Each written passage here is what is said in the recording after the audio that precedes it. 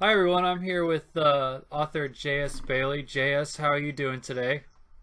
Doing great, thanks. J.S. is the author of Rage's Echo, The Chronicles of Servitude, Land Beyond the Portal, and am I forgetting anything else? Well, I've got you named most of the big ones. I do have several short stories published in different anthologies, but Right. I have some of the ones you named here. I have Rage's Echo, Hmm. and the Chronicles of Servitude so far is Solitude, which is the prequel short story to the series. We have Servant, which is book one, and then Sacrifice, which is book two. And I do not know when the third book will be out because it's still in the formative stages. We'll just say. Okay. Here, my big project is going to be a short story anthology called Ordinary Souls, and I plan on having it out in December. Of course, you know what they say when you make plans. So. Absolutely, I completely understand. So it seems like the Chronicles of Servitude is like kind of like your main series. What can you tell me about what the inspiration for that was? About 6 years ago or so, maybe a little more, my husband, we weren't married yet, but he said, "Hey, you need to write this series of books about demon hunters who have superpowers." And I'm like, "No." So I worked on some other projects about the same time, so I wasn't even thinking about it. But then I ended up revisiting the idea, and I kind of turned it into exorcists with superpowers. I mean, it's a little bit like demon hunters, right? So Right. the gist of the series is there's this 20-year-old guy, kind of socially awkward, kind of like me, and he has this psychic ability that sort of kicked in at the age of 14 when he lost his father suddenly. And this ability enables him to be forewarned whenever somebody he knows is in terrible danger. So it's up to him to figure out how to save these people. For example, he had briefly lived in New York, and he had had premonition about a neighbor. He said, "Hey," to his neighbor, "if you go out, you're gonna die." Well, his neighbor is like, "This is just crazy talk. I'm going out anyway," and he ended up getting shot in the parking garage. So sometimes Bobby, my main character, is able to save the people. Sometimes he can't, and it's no fault of his own. But he has a complex about it, just because all of this guilt weighs down on him whenever he's unable to save someone. And Right. sort of compels him even harder to save people. Yeah, I love the tagline. Bobby Rowland knows things he shouldn't. Yes. I think that's great because I know when I saw it, I was like, well, what does that mean? Um, and I'm curious. Uh, for me, writing the opposite gender hasn't been a huge problem, but how do you approach writing for the opposite gender since obviously Bobby is a male? Well, personally, I've never been much of a girly girl. I guess you could say I have a slightly male brain. In fiction and movies, I usually identify with the male characters easier than I do with the female characters, and so that's just my thing. I like writing from the male point of view. It often it comes easier. I have no idea why. That's just me. Okay.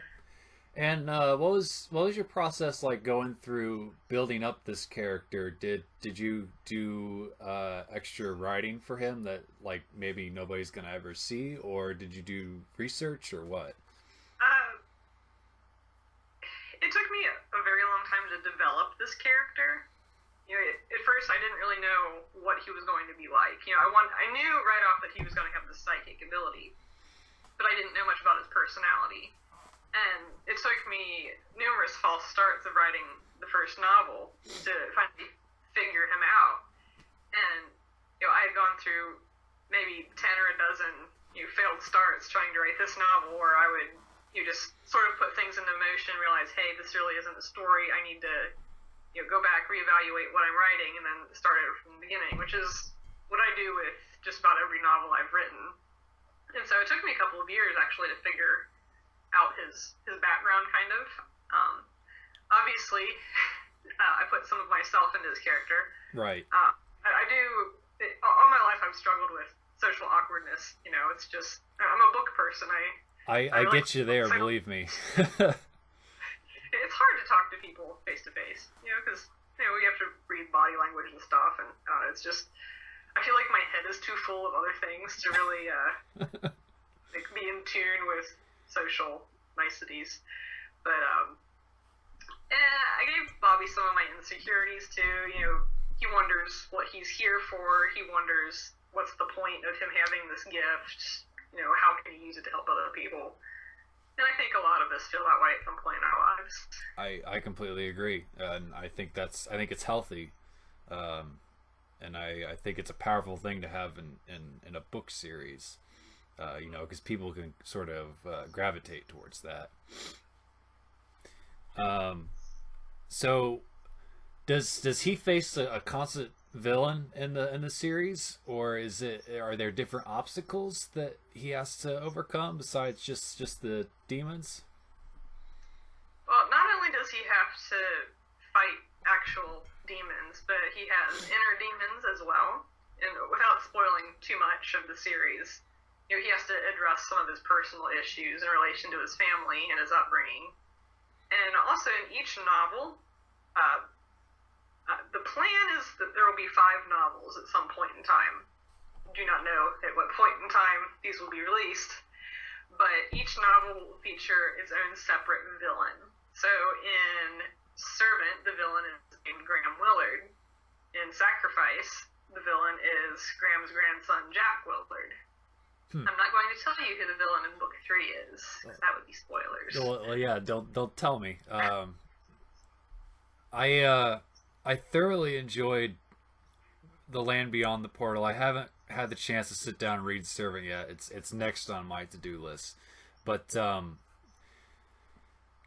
I'd like to hear more about world building. Are there places that inspire the world that you've built within both Servant and The Land Beyond the Portal? Well, with The Land Beyond the Portal, it's been a long time since I wrote it, so it's hard for me to remember all the details, but I have it set in this sort of mountainous terrain. Right. And the people who live there are kind of isolated. There's just 2 towns in this valley, and according to them, they're the only 2 towns that exist, basically. They don't leave the valley. If they do, they usually don't come back for whatever reason. And so I had to build this society that's all self-sufficient. Everything that they need to live, they produce themselves, whether it be crops or livestock. And in The Land Beyond the Portal, the villagers in both towns, but primarily in Sparkling Falls, they refer to this man named Litchfield, who is basically their god. And Laura, who is an outsider, she's from our world, she is transported to this land through a portal. He kind of calls them out on this, like, hey, this guy, you're being duped, Yeah. There are times to it. And it was kind of fun writing about a primitive society like that. Would be sort of the equivalent of, like, 1800s mountain life. Absolutely. I think the villain, his name escapes me, but I think he's fantastic because everybody kind of like looks to him for answers and everything, and he has sort of this hold around the entire town. And I think once when she comes in and sort of when she hits her head and is transported into this whole new world, she kind of shakes things up a bit, which any good story that's what happens. So how long have you been a writer for? I started writing at the age of 5, which was 22 years ago, for anyone who'd like to do math. In the beginning, I have no idea what possessed me to start writing. I don't remember. It was that long ago. But I would write, little childlike stories. Obviously, I was only 5 years old, so my concept of a story was Bear went to school, and, whatever Bear was doing at his school. Yeah. And obviously it evolved over the years. I started writing more seriously in high school. And between the ages of, I think, 15 and 17, I penned a novel about shape-shifting lizard aliens, which I had fun writing, but not exactly publishable material.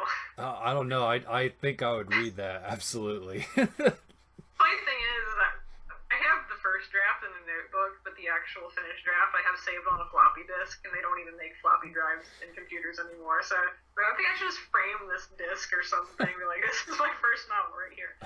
But I consider it more like a practice novel. Now, the Land Beyond the Portal, I started writing before that novel. I was 14 when I came up with this amazing idea. And I had written about 200 pages in a notebook and realized, this doesn't work at all. And obviously I reworked it several years later after I finished the other novel. And that one was finished when I was 20 or 21. So it had been, 7 or 8 years. 6 or 7? Can't do math. Roughly 7 years from the time I first conceived it until I finished writing it. Oh, cool. Thankfully, it doesn't usually take me quite that long to write a novel anymore. So if you could travel back in time to when you were 15 and tell yourself one thing, what would you tell yourself? Might be slightly controversial, but I would say don't go with that publisher. Did have some major issues with my first publisher, and I have since parted ways with them. And I guess it all sort of worked out well in the end, because if not for them, I wouldn't be where I am now. But yeah, I mean, there's something very wrong with that company. It's sort of that here. Exactly. I mean, it's a learning process. I mean, you kind of figure out who you can and can't work with. Mm-hmm. How have you had any luck with artists? Like, what's your experience with artists? Because I've had some interesting experiences with artists. In relation to cover design? Yeah, as far as like covers and whatever else you have designed for book stuff. With my first publisher, the first cover they did for me for The Land Beyond the Portal, I was very pleased with. It had this sort of falling girl figure on the front. Right. Kind of serious.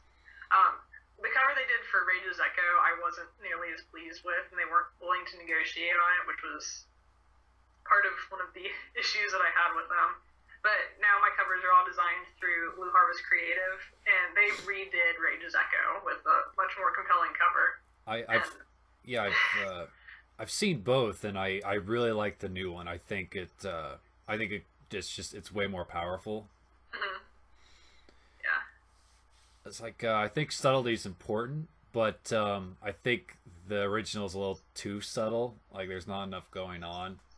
Right.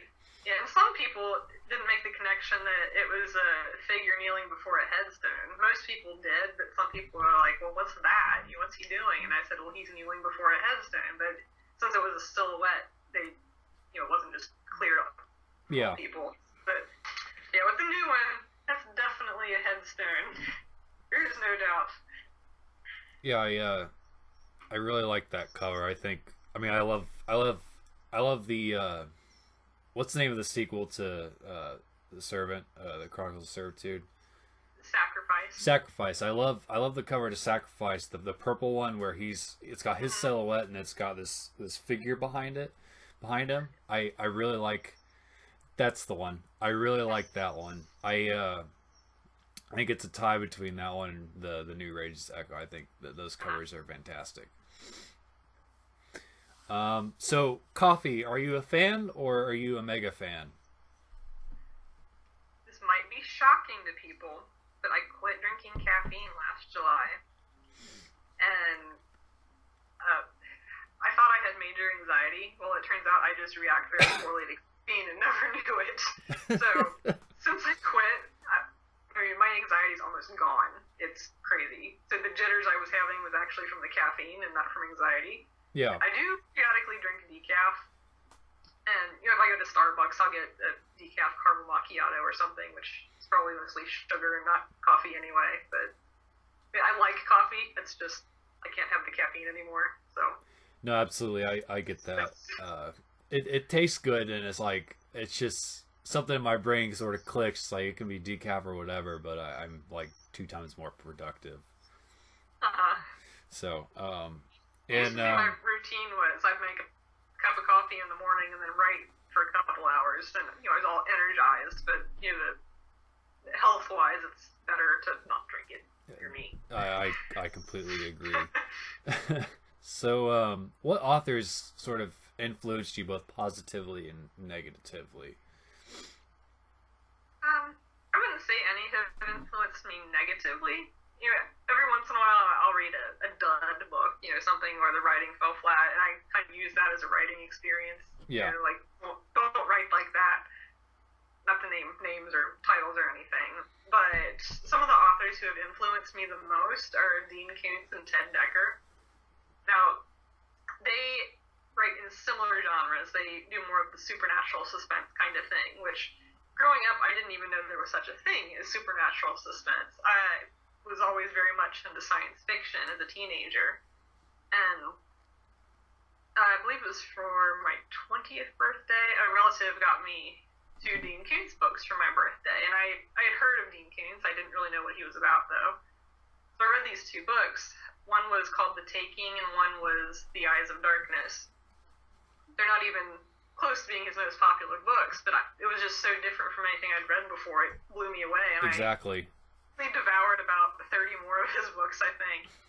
And the thing that I liked about them, as crazy and far out as they can get sometimes, is that they were about normal people who have strange things start happening to them in our world, not on other planets or on spaceships or anything, which there's nothing wrong with other planets or spaceships. I still love science fiction.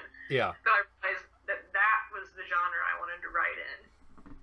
And also some other authors who've influenced me are Edgar Allan Poe, because, face it, he's a classic. His work has stood strong for 200 years almost. Oh, yeah. I guess my short stories are more influenced by him than my novels. I like to write a creepy tale once in a while. And then J.K. Rowling, of course, I guess it wasn't her books so much that inspired me, although I do love the Harry Potter series. It's my favorite series. But more like her story, because she was this young mother, on welfare, and she worked hard and became, who she is today through that hard work. And that really inspired me too. She's an amazing lady. I'm not sure who's more famous of an author, either her or Stephen King. She might have a leg up on King. I'm not sure. But yeah, she's really terrific. But I do like Stephen King too. I'm not a super fan of his books, but I do appreciate some of them. Like The Shining was brilliant. I loved it. Have you read The Stand? I did, and after I read it, I realized it was the original abridged version. So it was probably about 300 pages shorter than the second edition.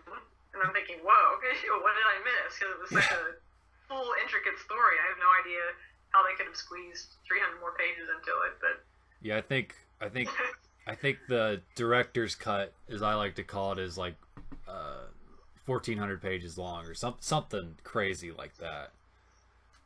I can't imagine like writing that big of a novel. But I still have yet to read it. I've seen the miniseries, but I still want to sit down and read it. But I feel like it's going to be sort of like running a marathon. That's how I would compare the experience to. That's what it just seems like it would be something like that. But okay, so I kind of want to close with 3 more questions. Is that all right? Okay, go for it. What's your favorite color? Torn between black and purple. Okay. Maybe them together. Like, I don't know. I'm wearing black shirt. I've actually got TARDIS with the Bad Wolf on it, so blue's good color too. And who's your favorite? Do you have a favorite like up and coming author or an indie author that you really like? There are 2 I will name. They're both both science fiction authors. They're both independently published, and one is E.J. Fish, and she writes the Ziva Pavan series. Not sure if I'm saying that right. I actually just finished up her third book this morning, and it was pretty intense. Her books are Dakiti, Nexus, and Ronin. And then there's G.S. Jensen, who writes space opera, and she has 5 novels released so far. The first 3 are Side Space is the fourth one. Starshine is her first one. Vertigo and what's the other one? Transcendence. Got the shelf right over there. But yeah, if you love Star Wars or Star Trek, I think you'd probably like them. And I think big epics like that are really difficult to write. I know when I read them, they either fall flat on their face or they're just amazing. Yeah, these were amazing. Because the technology in them is so advanced. I asked her, I'm like, hey, are you from the future? Because, this is like really detailed stuff and it sounds plausible. They figured out my secret.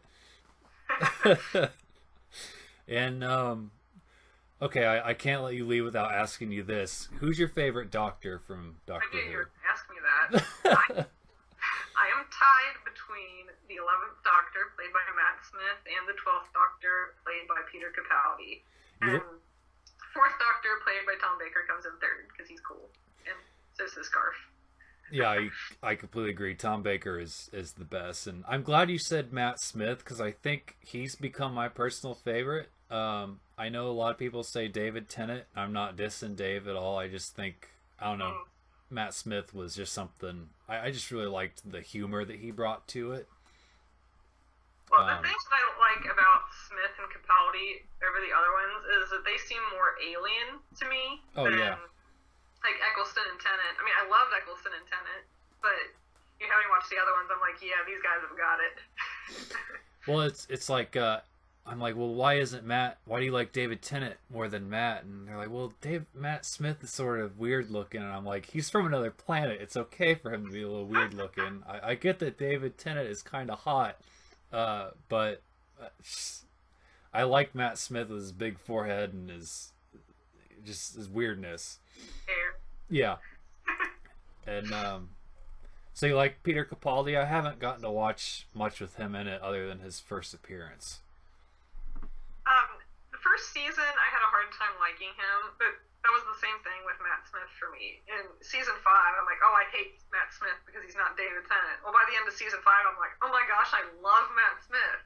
And it's the same thing with Peter Capaldi. I finished season 8, started season 9, I'm like, oh my gosh, I love Peter Capaldi. Especially after watching the episode Heaven Sent in season 9, I'm like, yeah, this guy knows what he's doing. It was a very intense, very mind-bending episode. It was 55 minutes of him basically talking to himself. Yeah.